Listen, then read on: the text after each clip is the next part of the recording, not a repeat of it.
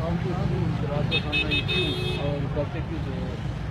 یہ تو میرے خیال سے کوئی اتنا بڑی بات دیکھیے، کچھ عرصہ پہلے جب یہ بات چلی تھی، میڈیا کے اندر آئی اور اس کے بعد عدالت کے اندر گئی، وہاں ججز رو پڑے اور پھر اس کے بعد وزیر داخلہ صاحب نے ہمارے جو ہے آنسو بہائے. لیکن آج افسوس کے ساتھ کہنا پڑتا ہے کہ ناموس رسالت کا مسئلہ ہے اور کسی ایک جماعت کی طرف سے بھی نہیں تھا، کسی ایک مسلک کی طرف سے بھی نہیں تھا، کسی ایک پارٹی کی طرف سے بھی نہیں تھا. اس میں تمام مسالک، تمام لوگ جو ہے اس میں اکٹھے تھے اور یہ ناموس رسالت کے مسئلے پہ کال دی گئی تھی. لیکن افسوس کے ساتھ کہنا پڑ رہا ہے کہ وہ وزیر داخلہ جو ایک وقت میں آنسو بہاتا ہے اور کہتا ہے کہ یہ گستاخی اور ہم اس سے روکیں گے، آج ناموس رسالت کے مسئلے پر لوگ اکٹھا ہو رہے ہیں، پرامن اکٹھا ہو رہے ہیں. کوئی پرتشدد پالیسی بھی نہیں ہے، کوئی روڈ پہ بھی انہوں نے جمع نہیں ہونا. مسجد کے اندر ایک کانفرنس ہونی ہے ناموس رسالت کے مسئلے پر، اس سے روکا گیا ہے. یہ ہمیں اس پر بہت افسوس ہے اور ہم اس کی مذمت کرتے ہیں.